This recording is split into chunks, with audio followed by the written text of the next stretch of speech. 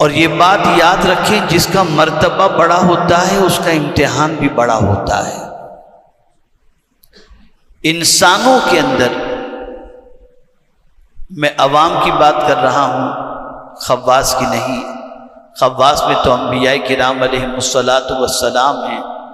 خود رسول اعظم صلی اللہ علیہ وسلم نے ارشاد فرمایا، انبیاء میں سب سے زیادہ مجھے ستایا گیا۔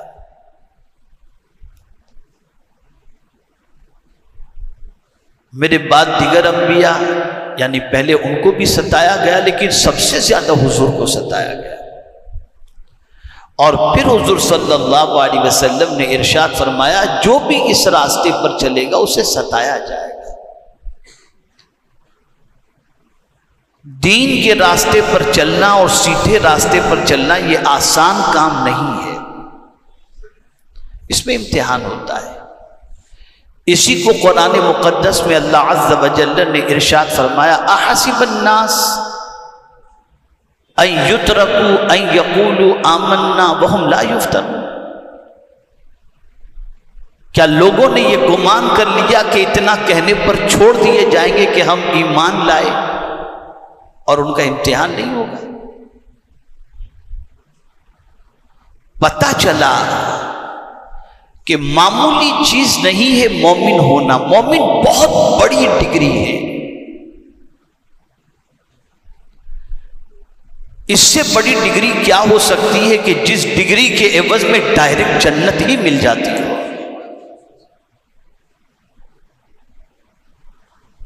ہم نے اور آپ نے ایمان کو بہت ہلکا سمجھا ہے، سب سے وزنی چیز ایمان ہے۔ اور اگر کوئی بندہ پورا مومن ہو جائے، کامل مومن ہو جائے، تو پھر دنیا کی کوئی طاقت اسے شکست نہیں دے سکتی، پھر وہ غالب ہی رہے گا۔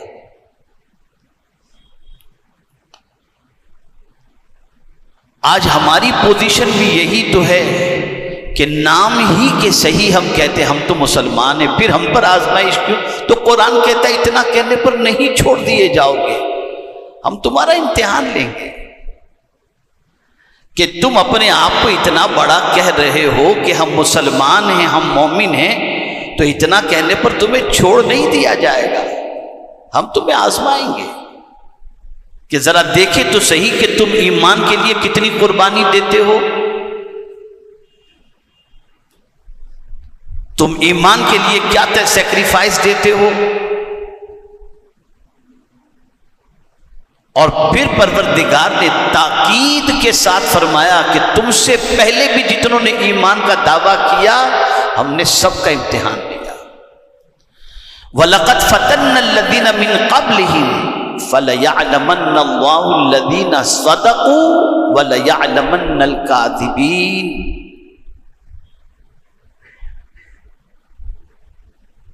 تاکہ اللہ لوگوں کو دکھا دے کہ سچا کون ہے اور جھوٹا کون ہے۔ ایمان امتحان چاہتا ہے، اور جب کوئی ایمان پر ثابت قدم رہتا ہے تو پھر وہ تنہا نہیں رہتا، اللہ فرشتوں کے ذریعے اس کی مدد فرماتا ہے، یہ اس کا وعدہ ہے۔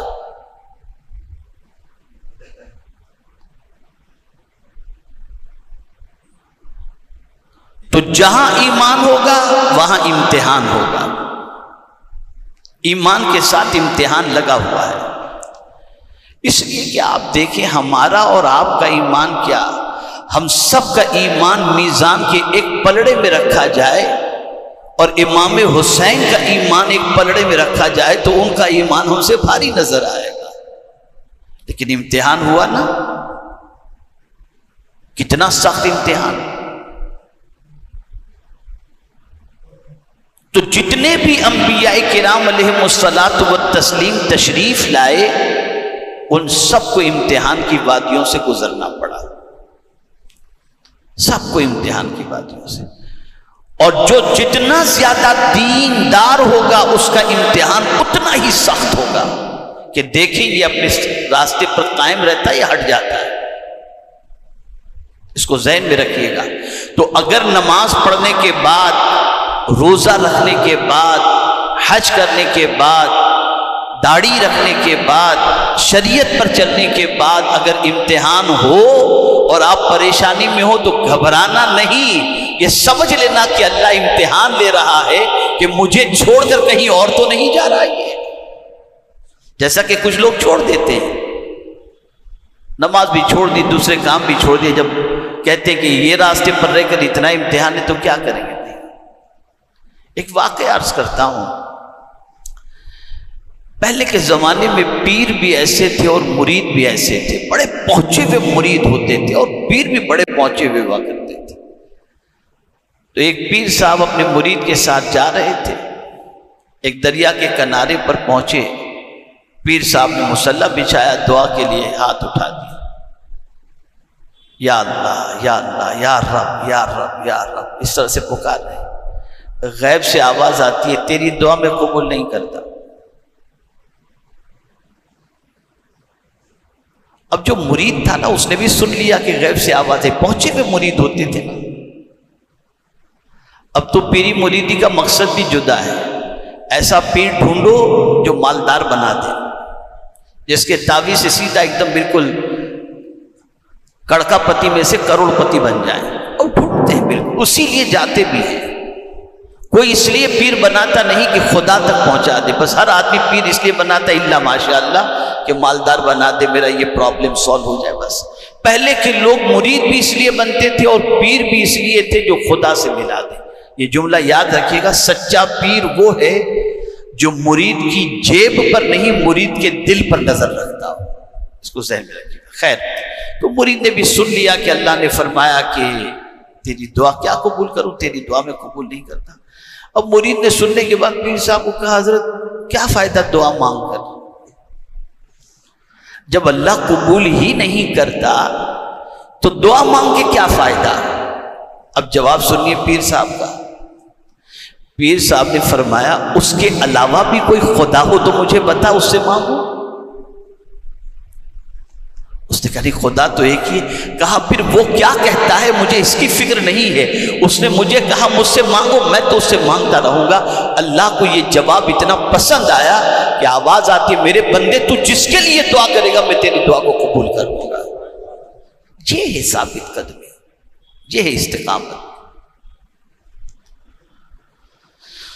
تو حضرت ابراہیم علیہ السلام کا بہت سخت امتحان ہوا. سورہ صافات کی وہ ابتدائی آیتیں جس کی میں نے تلاوت کی، اس سے پہلے کا پورا منظر اس کے اندر موجود ہے کہ آگ میں ڈالا جانا، یہ ساری چیزیں. لیکن ایک سب سے بڑا امتحان یہ ہوا کہ آپ کو آپ کے وطن کے اندر عبادت کرنے نہیں دی جا رہی تھی. عبادت سے روکا گیا کہ نہیں، تم عبادت نہیں کرو. تب انہوں نے اللہ کی بارگاہ میں عرض کیا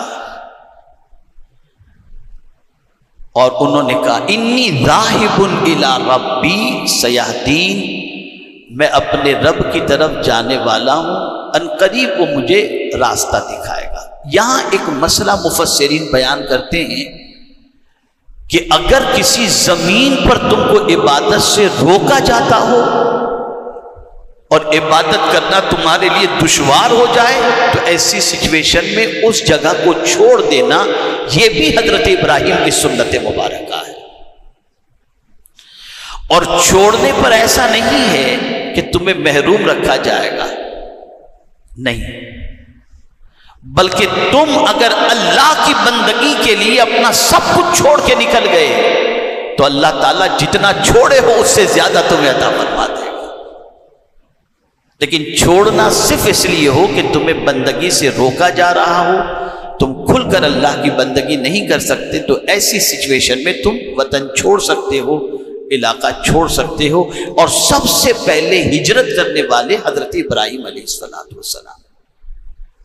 اچھا، لفظ کا انتخاب دیکھیے، انی ذاہب الی ربی، جا رہے دوسرے وطن کی طرف، دوسرے شہر کی طرف، ارض مقدس کی طرف، ملک شام کی طرف جانے کا ارادہ کیا، لیکن شام کا ذکر نہیں کیا. الی ربی، میں اپنے رب کی طرف جا رہا ہوں. پتا چلا جانے کا مقصد صرف یہی تھا کہ مجھے وہاں ایسی زمین پر میں جاؤں جہاں میں پہنچوں تو میں اپنے رب کی کھل کر کے عبادت کر سکوں.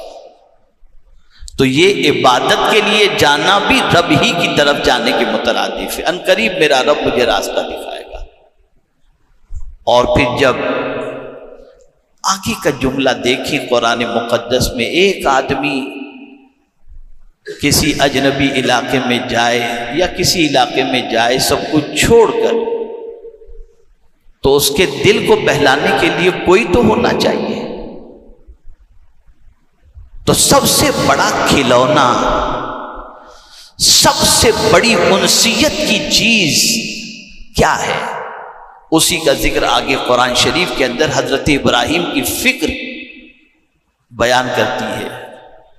رب حب لی من الصالحین، اے میرے رب مجھے نیک بیٹا عطا فرما، نیک اولاد عطا فرما۔ ادھوری دعا نہیں ہے، قرآن میں جتنی بھی دعائیں انبیاء کرام علیہم الصلاۃ والتسلیم کی ہیں نا، وہ سب مکمل دعا ہے۔ آج ہماری پوزیشن یہ ہے کہ ہم بھی اگر ہم میں سے کوئی بے اولاد ہے تو اولاد کی دعا ضرور کرتا ہے، لیکن اولاد کی کیسی اولاد کی دعا؟ بیٹا دے بیٹی دے، یہ صالحین کا لفظ نہیں ہوتا۔ حضرت ابراہیم علیہ السلام نے دعا کی رب حب لی من الصالحین، نیک اولاد عطا فرما، نیک فرما بردار، دین میں میری مدد کرنے والی اولاد مجھے عطا فرما، دعوت کے سلسلے میں مدد کرنے والی اولاد عطا فرما، اللہ کے راستے پر چلنے کے سلسلے میں مدد کرنے والی اولاد عطا فرما۔ تو نبی کی دعا تو بہرحال نبی کی دعا ہوتی ہے، اور حضرت ابراہیم کی دعا کا کیا کہنا، ایسی دعا اللہ نے قبول فرمائی۔ ادھر دعا کی، ادھر ندا آتی ہے فبشرناہ بغلام حلیم، ہم تم کو ایک بردبار اور سمجھدار بیٹے کی خوشخبری سناتے ہیں۔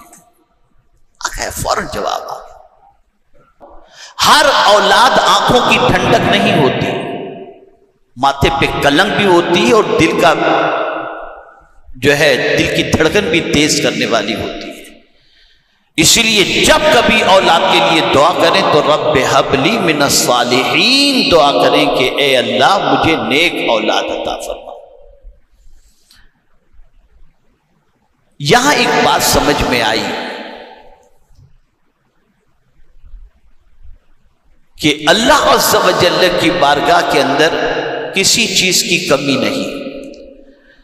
حضرت ابراہیم علیہ الصلاۃ والتسلیم نے جب دعا کی تھی تو عمر زیادہ تھی،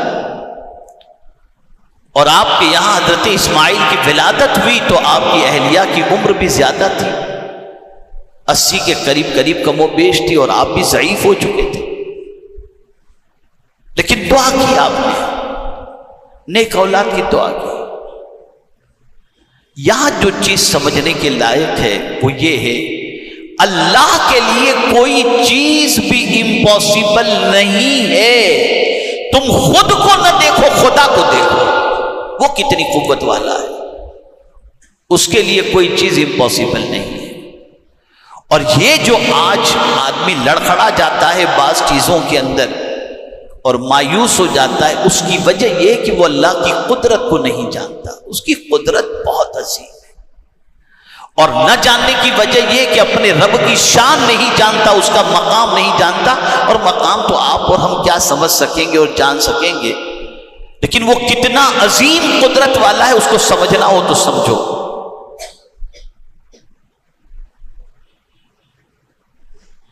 شیطان نے اپنا ٹولہ جمع کیا اور حساب لینا شروع کیا، چلو آج تم نے کیا کیا، آج تم نے کیا کیا، آج تم نے کیا کیا۔ شیطان کے چیلوں نے کہا کہ آج جو ہے کو زنا کے اندر میں نے گرفتار کر دیا، آج میں نے طلاق کروا دی، کسی نے کہا کہ آج میں نے نماز چھوڑوا دی، کسی نے کہا میں نے شراب پلا دی، سب نے اپنے اپنے کام گنائے، لیکن ایک چھوٹا سا ننھا سا شیطان کھڑا ہوا اور کہا ایک بچہ علم حاصل کرنے کے لیے جا رہا تھا نا، میں نے اسے روک دیا۔ شیطان اپنے تخت سے اترا اور اسے گلے لگا لیا، کہا تو نے بہت اچھا کام کیا۔ تو سارے چیلوں کو حیرت ہوئی کہ ہم نے بڑے بڑے گناہ میں لوگوں کو گرفتار کر دیا، ہمیں ہمارے جو ہے وہ سردار اتر کر کے گلے نہیں لگایا، اور یہ بچے نے علم حاصل کرنے کے لیے جانے والے کو روک دیا تو اس کو اتر کے گلے لگایا۔ پوچھا کہ اس کی وجہ کیا ہے؟ تو ابلیس نے کہا دیکھو میں تم کو اس کی وجہ بتاتا ہوں. فجر کی نماز کا وقت تھا. ایک بندہ نماز کے لیے جا رہا تھا. عبادت گزار ضرور تھا لیکن جاہل تھا, پڑھا لکھا نہیں تھا, عالم نہیں تھا, نماز کے لیے جا رہا تھا. ابلیس نے اسے روکا, کب ایک مسئلہ ذرا جواب دے دے. اب وہ عبادت گزار اپنے آپ کو کم تو نہیں سمجھتا نا. اب پوچھ لیا کسی نے, ابلیس نے پوچھ لیا کہ ذرا یہ بتاؤ یہ سوئی جو ہے نا, یہ سوئی کے سوراخ کے اندر سے اگر اللہ اونٹ کو نکالنا چاہے تو نکال سکتا ہے؟ سوئی کے سوراخ کے اندر سے. اب وہ عبادت گزار تھا, عالم تو تھا نہیں. کہا کیا پاگل جیسی بات کرتا ہے, اتنے سے سوراخ سے تھوڑی اونٹ نکل سکتا ہے. شیطان نے کہا جاؤ تمہاری جماعت چلی جائے گی, جلدی سے جاؤ. پھر اپنے چیلوں کو کہا میں نے اس کا ایمان ختم کر دیا, میں نے اس کا ایمان ختم کر دیا. پھر ایک مولانا صاحب جا رہے تھے, عالم صاحب نماز کے لیے پکڑا ہوں. حضرت ایک مسئلہ, کہا کیا؟ کہ یہ سوئی کے سوراخ کے اندر سے کیا اونٹ گزر سکتا ہے, اللہ گزار سکتا ہے؟ مولانا نے اسے دیکھا اور فرمایا ارے اونٹ تو کیا, اگر ساتوں زمین و آسمان کو اللہ نکالنا چاہے تو نکال سکتا ہے. جیسے ہی انہوں نے یہ کہا شیطان پلٹا اور پلٹ کر اپنے چیلوں سے کہا یہ ہے علم.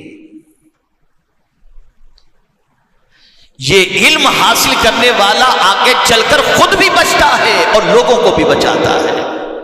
ہمارے یہاں تو عالم کا مقام ہے ہی کم, باباؤں کا مقام ہے. اللہ ماشاء اللہ. سب سے زیادہ ناقدری اگر ہمارے معاشرے میں کسی کی جاتی ہے تو وہ صاحب علم. اور یہی وجہ ہے کہ علم اٹھتا جا رہا ہے, اچھے اچھے علماء اس دنیا سے جا رہے ہیں. یہ علم ہے جو آپ کے ایمان کی بھی حفاظت, آپ کے عقیدے کی بھی حفاظت, آپ کی عبادت کے طریقے آپ کو بتا کر آپ کی ساری چیزوں کو درست کرواتا ہے. تو کہنے کا مقصد یہ کہ قدرت کی طرف نظر ہو. تو حضرت ابراہیم کی نظر اللہ کی قدرت کی طرف تھی کہ مانگو دعا, کیا فرق پڑتا ہے میرے رب کے یہاں کوئی چیز کی کمی تھوڑی ہے. وہ اگر چاہے تو جب بن ماں باپ کے حضرت آدم کو پیدا کر دے اور بغیر باپ کے حضرت عیسیٰ کو پیدا کر دے, تو اگر میں ضعیفی میں دعا کروں اور وہ دینا چاہے تو کون سی مشکل بات ہے, وہ دے دے گا. اور ان کی اس دعا کی لاج بھی مولا نے رکھی اور بڑھاپے میں حضرت اسماعیل جیسی اولاد کی شکل میں انہیں اولاد عطا فرمائی. یہاں آج کی نشست میں خاص طور پر یہ بات, دو تین باتیں ذہن میں رکھنی ہیں. پہلی بات, جتنے دین میں آپ اسٹرانگ ہوں گے اتنا آپ کا امتحان ہوگا. دوسری چیز, اللہ کی بارگاہ میں جب بھی اولاد کے لیے دعا کریں تو نیک اولاد کی دعا کریں. تیسری چیز, اللہ عز و جل سے اپنے بھروسے کو کبھی کمزور نہ دے کریں. اس کو ایک جملے میں سمجھا دوں کہ اپنے حالات سب دیکھ کر کے آدمی سوچتے پتہ نہیں اس سے نکل سکوں گا کہ نہیں, تو یہ فوراً سوچے نہیں, خود کو مت دیکھو, خدا کو دیکھو. وہ چاہے تو پلک کے جھپکتے ساری چیزیں درست فرما دے. یہ کلمات خیر میں نے حضرت ابراہیم کی عظمت سے متعلق عرض کی ہے.